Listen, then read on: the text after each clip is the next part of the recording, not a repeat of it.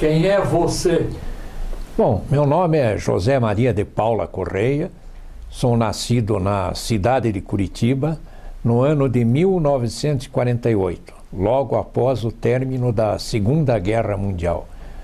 Meu pai foi Murilo Ramos Gomes Correia, era diretor executivo do Jockey Clube do Paraná, um turfista apaixonado que gostava de dizer que trabalhava naquilo que lhe dava prazer.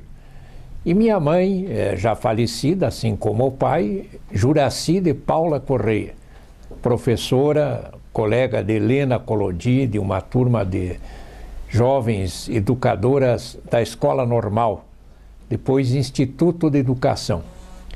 Nasci na rua Hermelino de Leão, próximo ao antigo Palácio do Governo, no Alto do São Francisco, e depois nos mudamos alguns anos, lá por 1950, 1952, para a Rua Gutenberg, no Batel. Era uma rua totalmente diferente do que é hoje, as ruas eram de saibro, nós ainda brincávamos, crianças pequenas que éramos no Rio Ivo, era um rio piscoso, tinha lambaris, existiam muitos campos de futebol nas redondezas.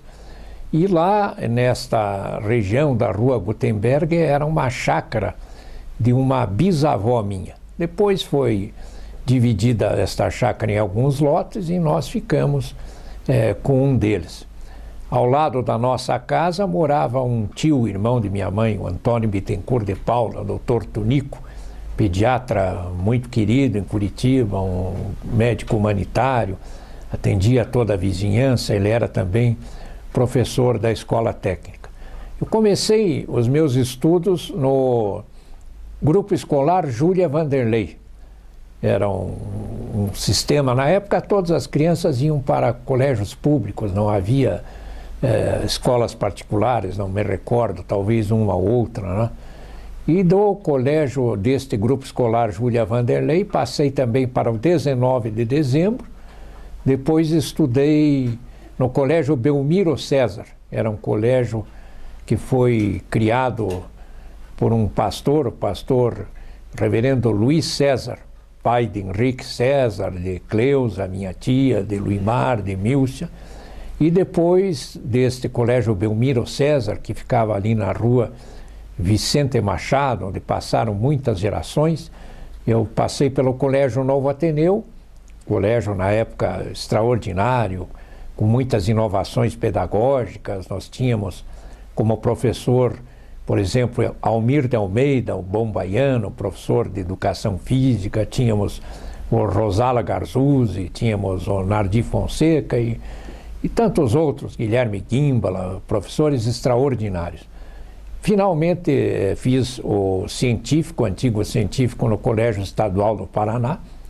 Tive entre meus professores Oswaldo Arnes, tive José Pires Braga, que era meu tio e meu padrinho, professor de História, já no período da ditadura militar, lá por 1966. E esse Colégio Estadual do Paraná, um colégio extraordinário, foi criado pelo interventor Manuel Ribas.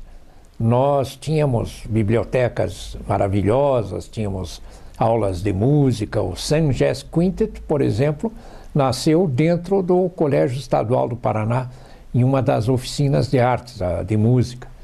E era interessante também que, na época, a repressão proibia que os alunos tivessem acesso a determinados livros. Eu não conseguia ler os livros de Jorge Amado, a não ser com a colaboração assim da bibliotecária, que ela, burlando as normas que existiam de censura à época, nos permitia que fizéssemos essas leituras. E eu aprendi muito lá na biblioteca do Colégio Estadual do Paraná. Foi uma forma assim de eu ter acesso a um mundo diferente daquilo que eu conhecia. Prestei vestibular na Universidade Federal do Paraná para o curso de Direito, também ainda no período de sessão, 1968. O presidente da União Paranaense dos Estudantes era o Estênio Jacó, depois foi condenado e cumpriu pena pela Lei de Segurança Nacional, pelo ato 5 e ficou alguns meses preso em razão da sua militância estudantil e apenas por professar o retorno ao Estado de Direito foi arbitrariamente preso e perseguido durante muito tempo. E o presidente do centro acadêmico era o Vitório Surotiuk, foi obrigado também a exilar-se. Naquela ocasião, nos anos 68, 69, eu participei de um episódio que foi a tomada da reitoria da Universidade Federal do Paraná, em protesto a uma tentativa que se fazia de uma privatização branca do ensino universitário, mudando o sistema, criando novas normas que violentavam, enfim, aquilo que historicamente, classicamente, se perseguia no ensino público, um ensino com liberdade, um ensino universal, um ensino acessível a todas as classes sociais. Participamos daquela tomada da reitoria, o governador era Paulo Pimentel, e em função da interferência do secretário de Segurança, Joaquim Munhoz de Mello, que agiu com muito equilíbrio, com muita compreensão da impetuosidade dos estudantes, ele impediu que houvesse um massacre, um derramamento de sangue, e nós, numa negociação intermediada por Stênio, nós conseguimos desocupar pacificamente a reitoria da Universidade Federal do Paraná, com a participação decisiva do governador Paulo Pimentel, que determinou à Polícia Militar que retirasse o cerco que havia feito na Rua 15, todo em torno da reitoria, e os policiais militares. A tropa estava muito irritada e queria retalhar com relação aos estudantes que faziam aquelas provocações normais nessas ocasiões, né?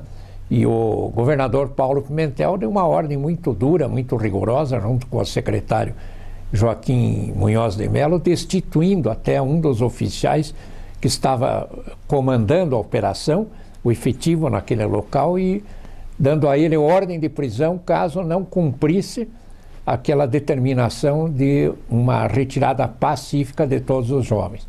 Foi o que aconteceu. Depois disso, eu cumpri 2 anos na Universidade do Vale do Itajaí, porque já havia prestado concurso para comissário de polícia e não tínhamos vagas aqui em Curitiba no curso noturno.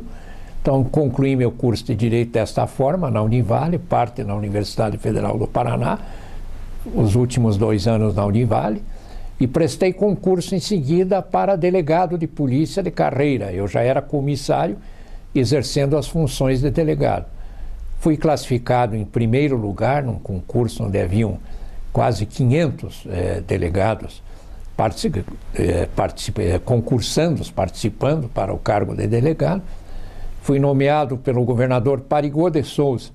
E aí comecei a minha carreira como delegado de polícia, mas também com uma atuação classista, na área associativa, na área sindical, fortalecendo a Associação dos Delegados de Polícia de Carreira.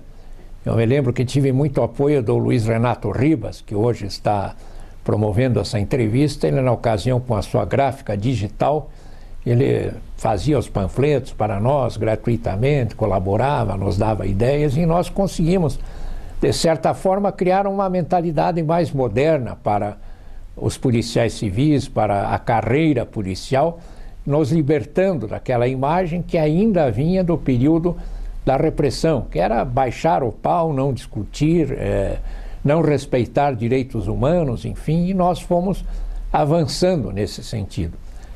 Na Polícia Civil eu exerci diversos cargos, participei de delegacias como titular, como delegacias de furtos de veículos, furtos e roubos de veículos, onde consegui a proeza de zerar o furto de veículos na cidade de Curitiba em 1980. Foi um trabalho duro, nós prendemos praticamente todas as quadrilhas que atuavam em Curitiba e no Paraná. Tínhamos uma equipe de ponta com o detetive Serighelli, era uma pessoa muito respeitada, o investigador Bassan, que depois tornou-se delegado, investigador Pegorini, policiais memoráveis. E, em razão disso, claro, sofri muitas ameaças, houve tentativa de sequestro de minha filha pequena, e nós estamos sujeitos, na profissão de delegado, a esse tipo de coisa. Mas claro que quando há uma ameaça sobre a nossa família, ultrapassa aquele limite da compreensão de qualquer ser humano, não é? E eu consegui sobreviver a isso, reagir. A minha família, felizmente, as ameaças não se consumaram, jamais, não é? Depois me tornei titular de várias outras delegacias especializadas, de vários distritos, entre eles o 7º Distrito Policial na Vila Auer, a época em que ainda não havia passarela da Marechal Floriano. Então todo dia eu ia, esperava toda aquela travessia da BR, hoje é linha verde, não é?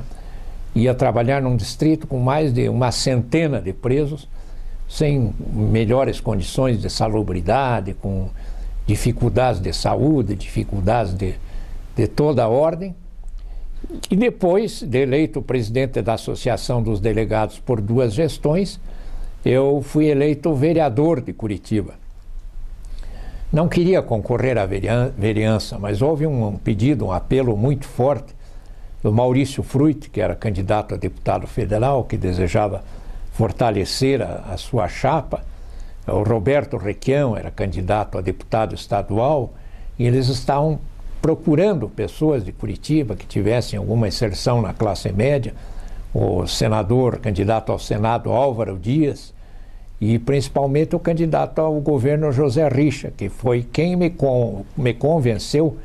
O Richa era senador, era candidato ao governo do estado, a me candidatar. E eu acabei entrando no apagar das luzes, numa desistência de um colega candidato, o Luiz Cláudio Romanelli, que não quis se candidatar, e fui inscrito pelo Nestor Batista, pelo Scalco, pelo Maurício Fruit, pelo Álvaro, pelo Requião, na última data, e acabei me elegendo com a 2ª votação maior do estado. Foi, de certa forma, uma surpresa, em função do apoio de milhares de amigos que tínhamos e dessa atuação forte na área da Polícia Civil. Meu nome estava bem na época. Na vida da gente, nós sempre temos os momentos em que nós estamos em alta, estamos na média, estamos em baixa, como dizia o meu tio Hernani Gomes Correia na sua coluna Roda Gigante. É uma roda que gira, um dia você está muito bem, está em cima, em baixa, vai mudando. Quem está na vida pública, na atividade empresarial, enfim, qualquer ramo de atividade profissional, passa por grandes momentos e por momentos menos esplendorosos. E esse foi um momento importante na minha vida, em que eu fui eleito vereador. Depois estive como secretário de governo na prefeitura de Curitiba. No período que fui vereador, eu fiz 2 homenagens, embora existissem vereadores que apresentavam homenagens de cidadão honorário todo dia, para pessoas totalmente inexpressivas, às vezes um vizinho, um amigo, um parente, um conhecido, um cabo eleitoral, utilizavam aquilo como uma forma de angariar votos. Eu só homenageei 2 pessoas com título de cidadão honorário. O José Richa, na época, e Dom Helder Câmara. A votação de Dom Helder Câmara foi muito difícil, porque nós ainda estávamos em 1984 com a ditadura militar. Eu sempre digo ditadura militar porque foi isso que aconteceu. Militares, coronéis e generais de alta patente que se apossaram do poder de forma ilegítima, fecharam o Congresso e não permitiram que acontecessem mais eleições. Então nada mais era do que um golpe, não é, armado, e uma ditadura militar em cima de um Estado de Direito, que foi o que aconteceu no Brasil, embora os simpatizantes dessa época não gostem dessa expressão.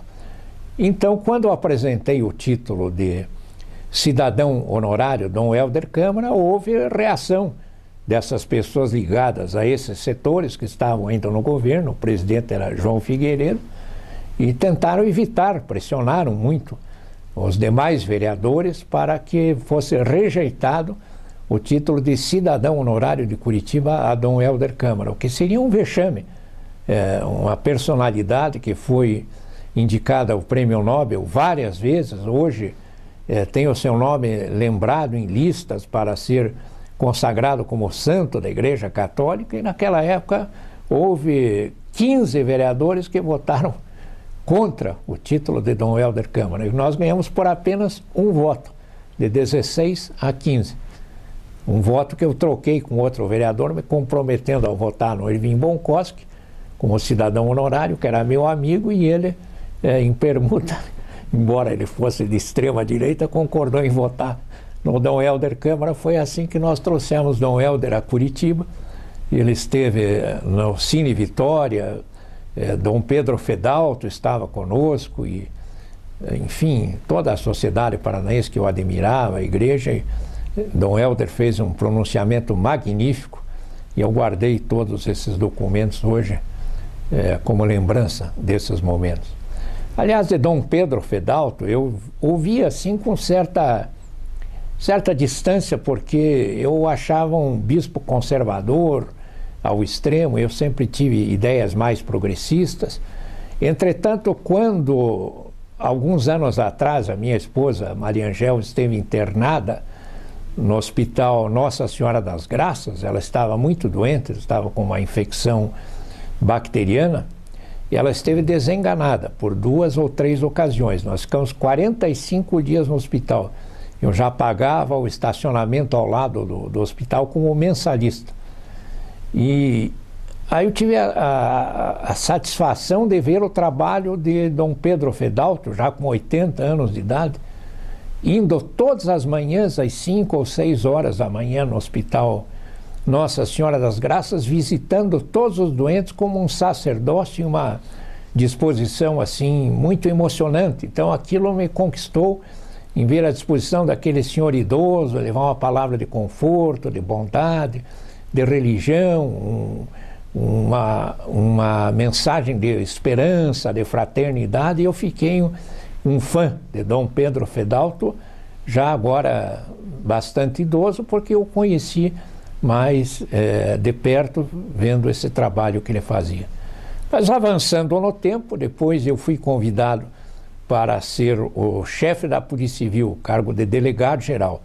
Primeiro pelo governador Roberto Requião, com o seu temperamento explosivo, que todos conhecem, aquela relação entre tapas e beijos. Nós já nos confrontamos algumas vezes em debates muito acalorados, e depois acabamos nos afastando sem que haja nada mais forte nesse sentido, mas apenas ele seguiu o rumo dele com novos amigos, e eu segui também a minha vida. Mas participei de um período expressivo do seu governo como delegado-geral da Polícia Civil. Depois, aliás, antes disso, eu havia sido convidado pelo governador Álvaro Dias, com quem eu mantinha uma relação excelente e mantenho até hoje. E foi quando nós começamos uma revolução administrativa na Polícia Civil, no governo Álvaro Dias. E depois demos sequência no governo Requião. Mas no governo Álvaro Dias foi que nós criamos o Grupo Tigre, chefiado inicialmente pelo delegado Adalto, que é um grande profissional. E esse Grupo Tigre, ele teve o condão de acabar com os sequestros no Paraná.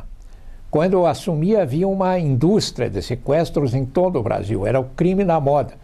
Em 1990, já se vão 25 anos. No Rio de Janeiro havia, naquela ocasião, 70 pessoas em cativeiro. Em São Paulo, mais de 30. E depois nós acompanhamos pela imprensa que toda pessoa com alguma notoriedade, ela estava sendo alvo de uma possibilidade de sequestro, como aconteceu com Abílio Diniz, aconteceu com aquele publicitário Washington Oliveto e com tantos outros, né? E no Paraná, nós, de 16 sequestros, o período que eu assumi, nós zeramos. E até hoje não se produziram mais, não aconteceram. Raramente acontece um sequestro no nosso estado. Às vezes é um refém de Santa Catarina, que é mantido aqui no litoral. Aliás, a imaginação desse pessoal, dos sequestradores, ela é muito limitada, porque é sempre Praia de Leste, Pontal, no Paraná, os mesmos locais que as pessoas são levadas. Então, e com essa tecnologia de hoje, que permite rastreamento, celulares, sinais, dificultou muito o pagamento do resgate, a comunicação com a família da vítima. Então, além da boa ação policial no Paraná, como resultado desse trabalho eficiente de equipe do governo Álvaro Dias, depois governo Requião e os governos que se sucederam. Hoje, o governo Beto Richa acaba de ser escolhido pela revista Veja como o melhor na área de segurança do Brasil.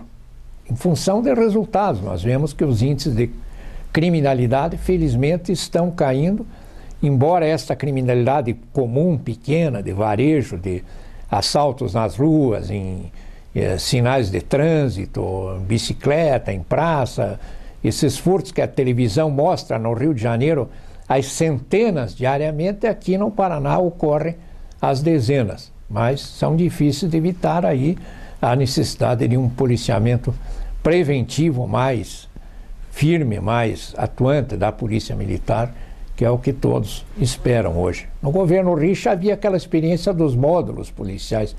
A população gostava muito do módulo policial porque era uma referência no bairro, havia um número X lá de policiais presentes e eles faziam toda a região. Depois acabaram, substituíram por outros sistemas. Enfim, eu estou aposentado da Polícia Civil, mas não me aposentei da ideia e da proposta de colaborar com a segurança como cidadão. Ocupei outros cargos públicos, fui diretor da Celepar e fui nomeado pelo governador Requião interventor no município de Matinhos, onde eu era vice-prefeito. Lá era um capítulo à parte, daria um livro, o que se cometia de corrupção nas praias do Paraná. Era uma época em onde havia ainda aquele sistema de caixa com aquela bobina. Então o cidadão ia pagar o seu imposto, pagava 1.000 cruzados, ou cruzeiros, ou reais de impostos, e o funcionário trocava aquela bobina do caixa, aquela máquina antiga, colocava 100 reais. Então a arrecadação dava sempre 40% ao final do mês. A primeira providência nossa foi eliminar esse tipo de caixa com bobinas e passar todo o sistema para a rede bancária. Com isso nós já levantamos a receita em 40%. Conseguimos, num convênio do prefeito, já eu como prefeito, não mais como interventor, levar a Universidade Federal do Paraná e criar o Campus Litoral. É um sucesso extraordinário, uma universidade totalmente gratuita, todos os municípios sonham com isso. Santa Catarina, Camboriú não conseguiu ainda, Itajaí também não, as universidades lá são estaduais, particulares, são fundações municipais, e nós temos uma federal que está formando 400 a 500 alunos por ano, em 5 cursos, 3 de graduação, ou 3 ou 4 de área tecnológica, enfim, um sucesso absoluto com mais de 60 professores e que movimenta o litoral durante o período da entre-safra. Nos meses de abril até dezembro, estão lá estudando cerca de 500 jovens, movimentando comércio, cantinas universitárias. Então foi uma conquista da qual eu me orgulho muito. E também me lembrei agora de falar da Guarda Municipal de Curitiba. Foi um projeto criado por mim na Câmara Municipal. Depois, como secretário do governo, nós instituímos, no início com cerca de 45 ou 50 guardas, dirigida por um delegado de polícia de carreira, José Carlos Branco, saudoso Branquinho, delegado corretíssimo, homem fino, cavalheiro, profissional exemplar, também já falecido. E esta guarda hoje ela está com cerca de 2.000 homens ou mais, e seria impossível nós mantermos hoje a cidade de Curitiba sem a guarda municipal.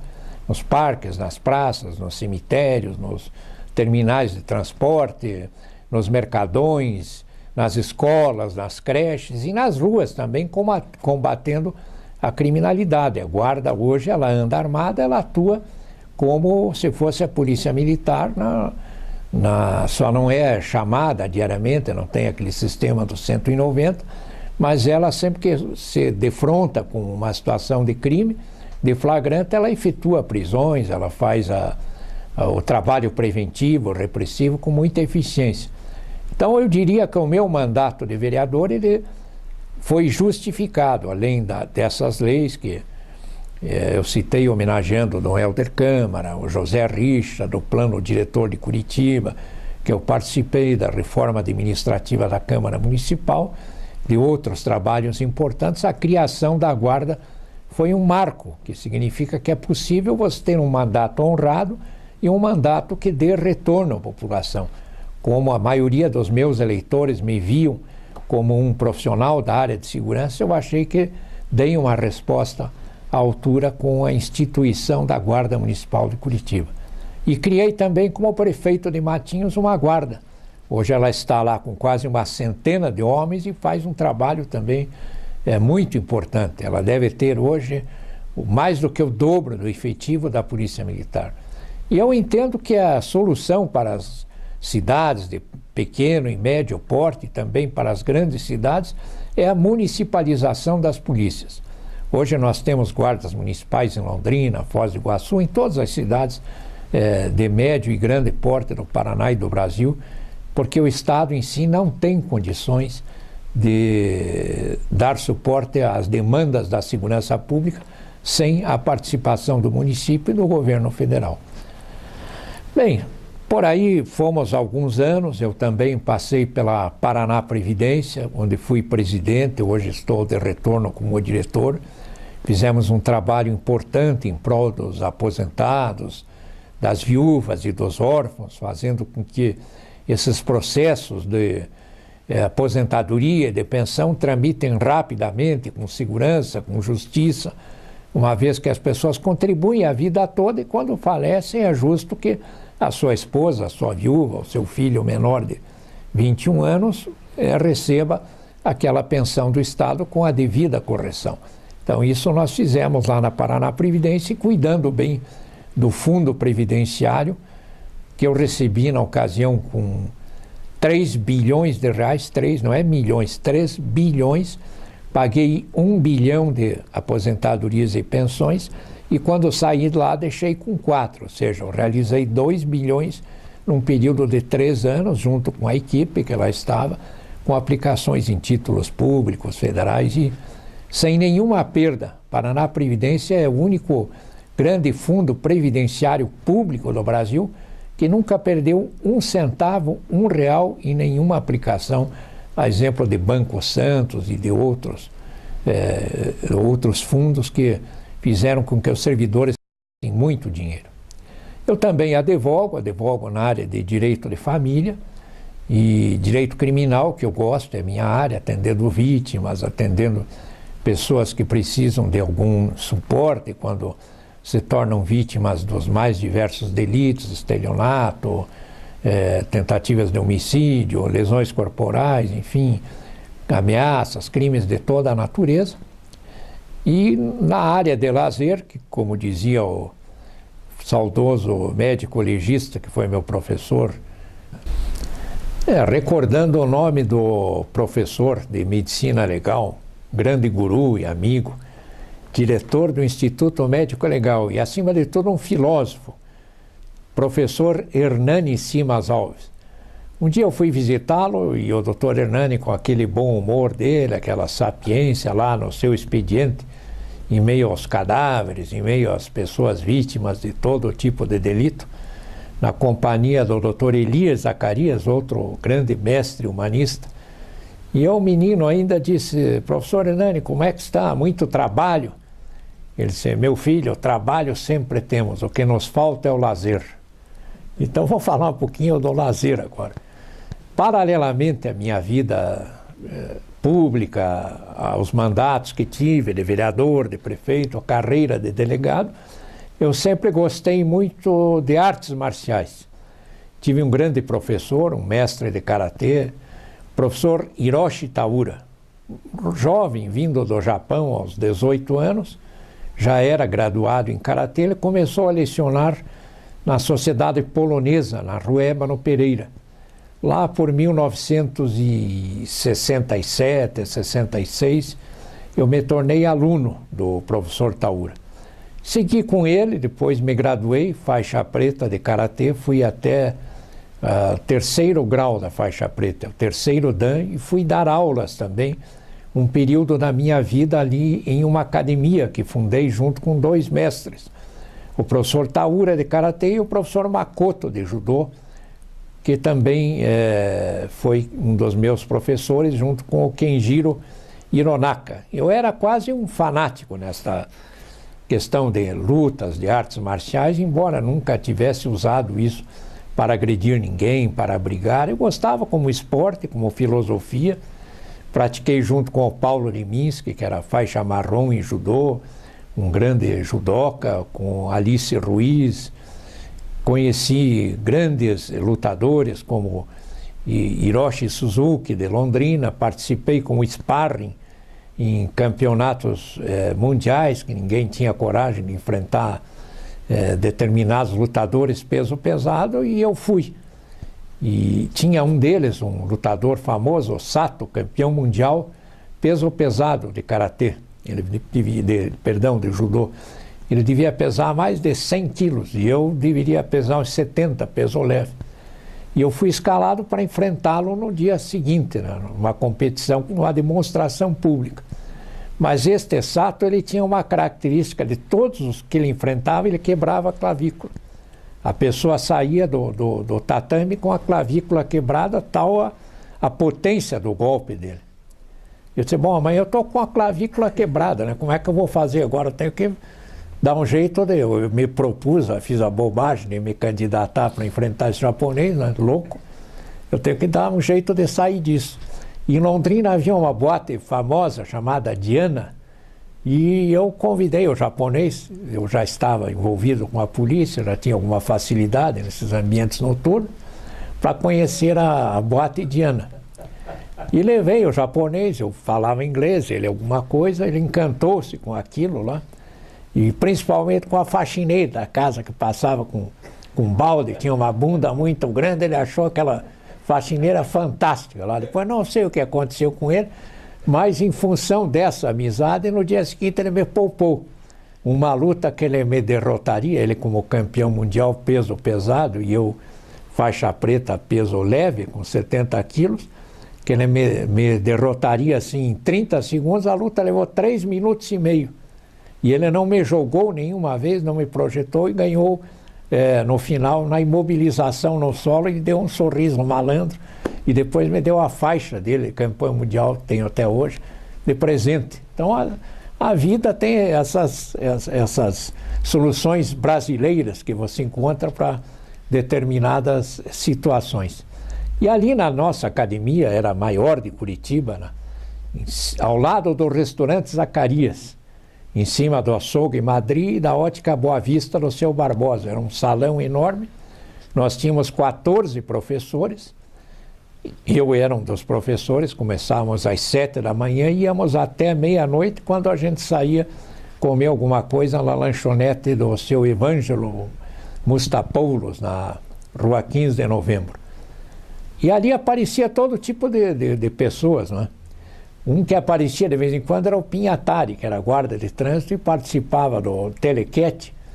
E às vezes eles tomavam ali uma cachaçinha, alguma coisa, num bar que tinha na frente, e iam querer lutar na academia no período da tarde.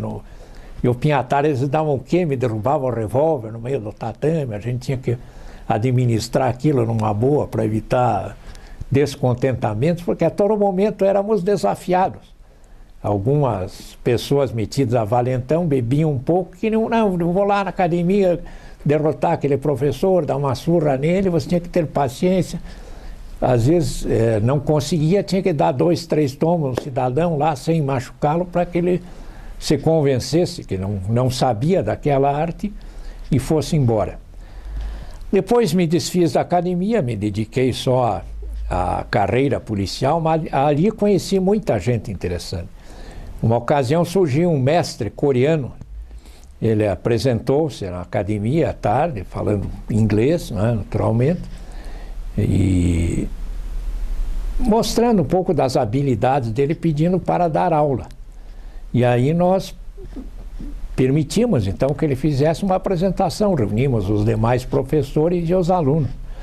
E ele fazia coisas assim de Houdini, né, como se fosse um mágico. Ele pegava um adulto com um fio de linha de costurar, ele trançava aquele fio como se fosse uma rede e pendurava o cidadão no teto pelos pulsos, como se fosse uma corda com um carretel de linha. Na rua Marechal Deodoro era paralelepípedo o calçamento, não havia asfalto ainda. E esse mestre, chamado Lee An-shu, era um nome coreano, sempre tem Lee no meio, ele pegava um paralelepípedo, um bloco maciço daquele, com uma cutelada de borda, ele quebrava no meio.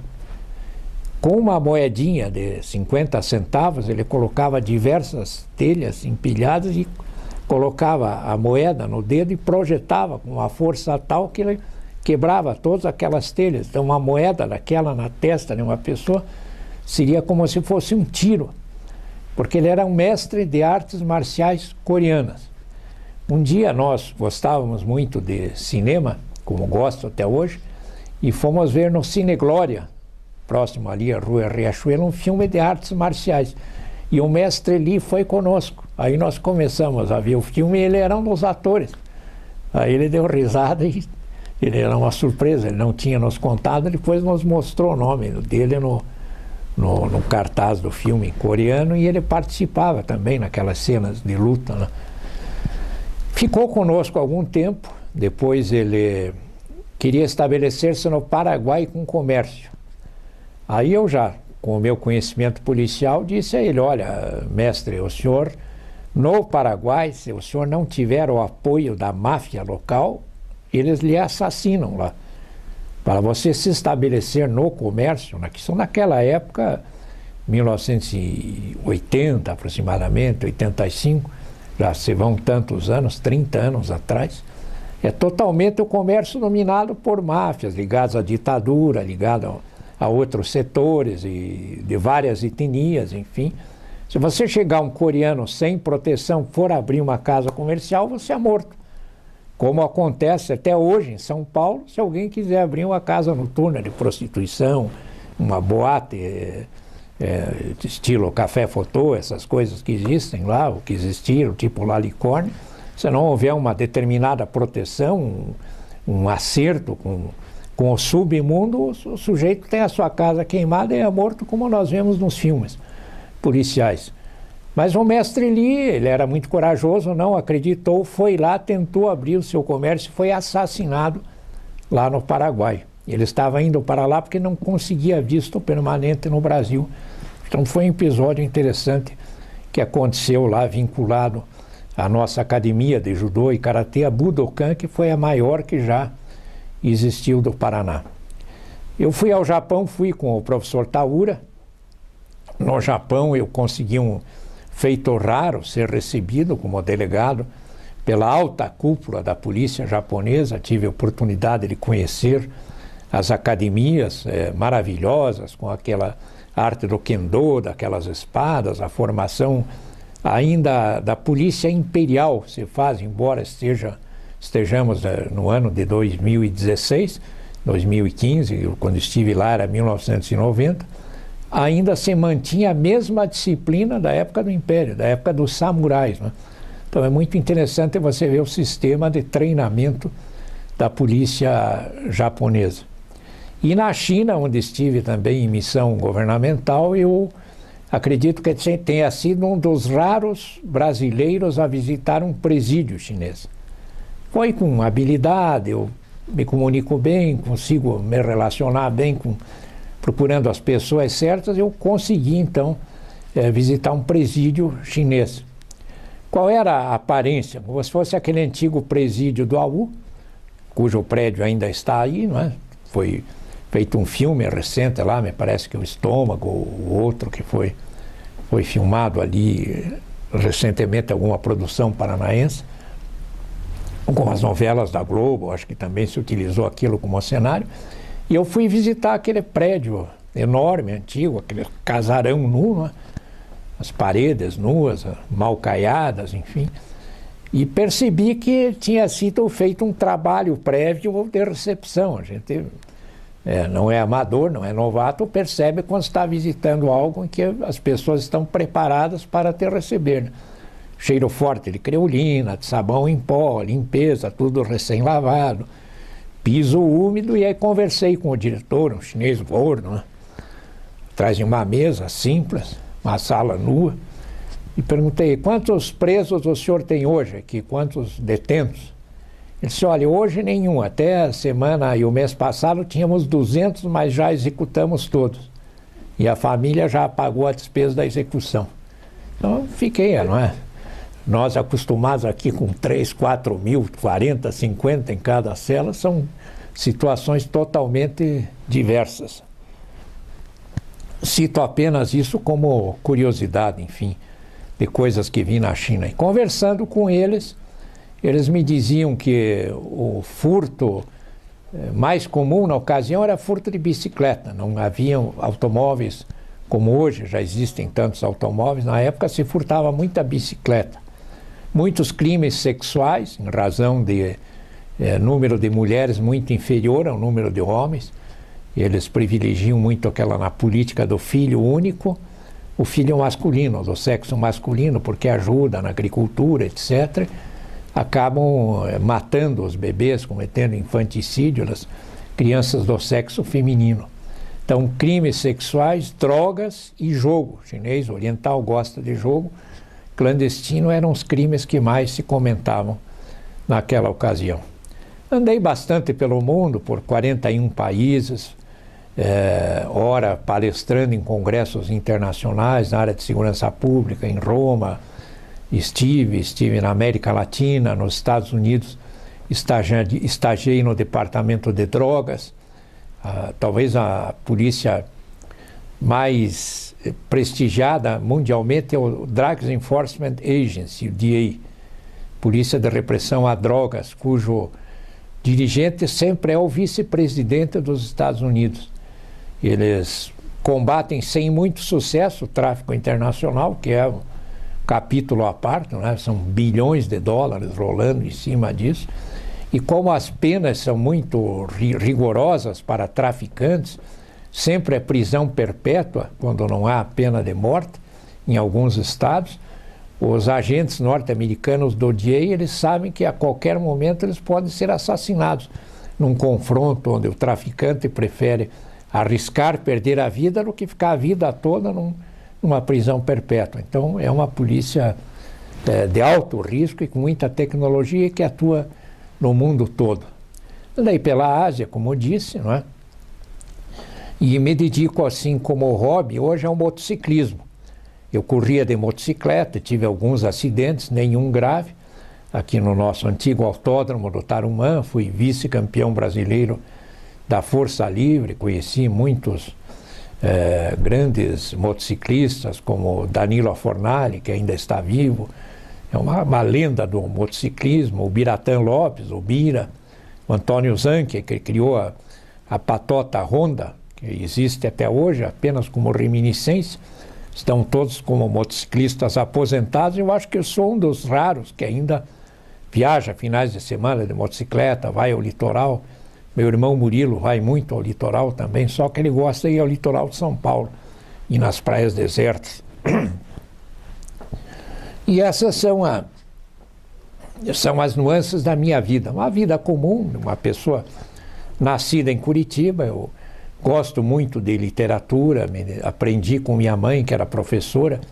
Ela me levava, não havia naquela época creches, e raras eram as empregadas domésticas que ficavam com crianças, não havia esse hábito, então eu ia para a escola normal, o Instituto de Educação. Ela ficava dando aula e eu já alfabetizado, lendo livrinhos de história, ou ela me colocava com o meu irmão, o Murilo, no Cine Curitiba, na frente. E nós entramos às 14 e saímos às 17, e eu ficava vendo filmes do Tarzan, do Abbott e Costello, Gordo e o Magro, não é? Durango Kid, filmes daquela época, filmes de terror do Lon Chaney, séries como O Monstro da Lagoa Negra, o Sombra, o Fu Manchu. E quando o Ribas criou o Vídeo 1, na época nós tínhamos que fazer um consórcio para comprar um aparelho de videocassete, tão caro que era.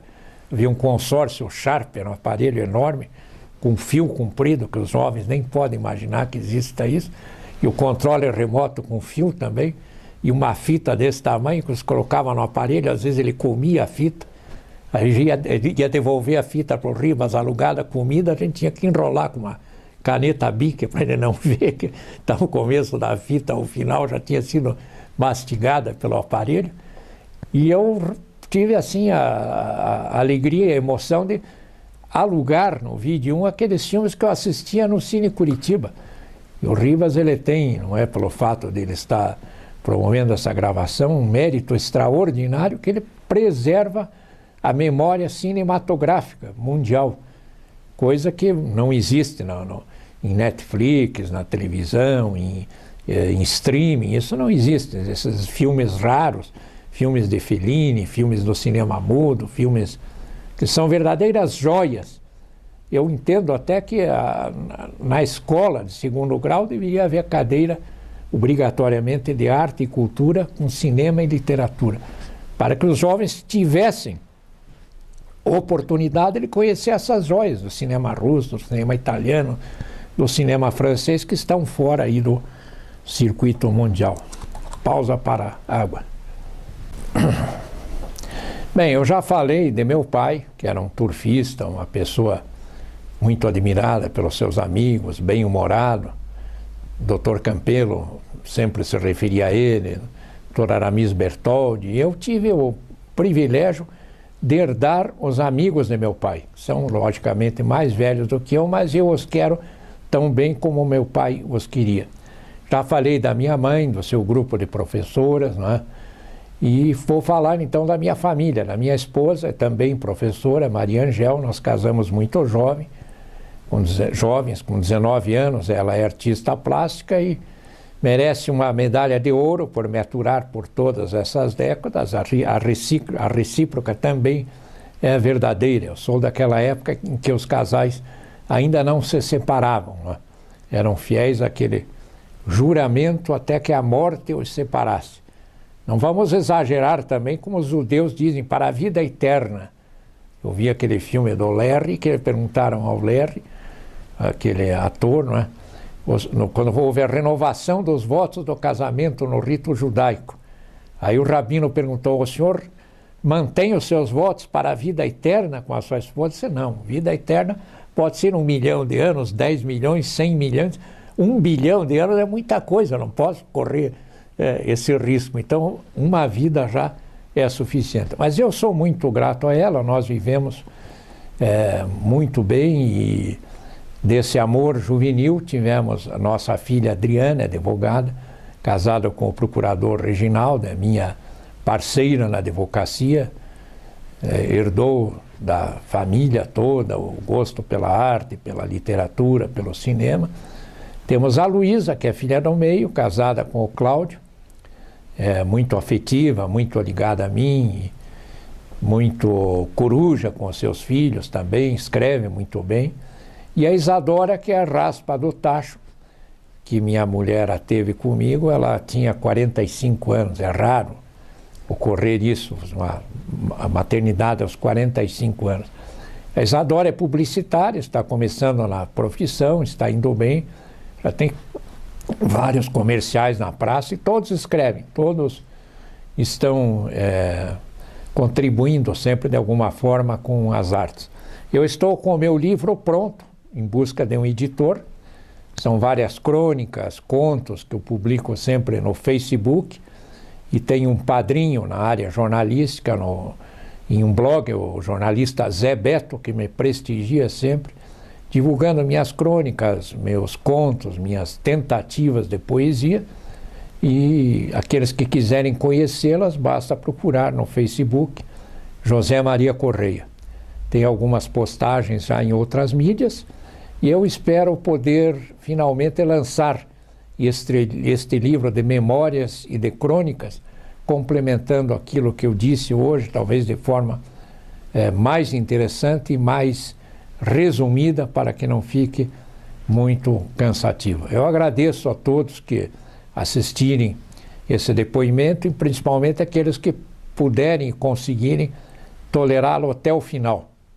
É como aquela história que o Munir Khaluf contava, que era um comentarista de futebol. Um dia ele encontrou um amigo seu na Boca Maldita, e esse amigo disse: Munir, como é que vai o programa lá dos comentários de futebol na televisão, o Munir disse, olha, vai bem, porém é muito curto, é 30 segundos. Aí esse amigo dele disse, é curto para você, para nós é uma eternidade, não passa nunca.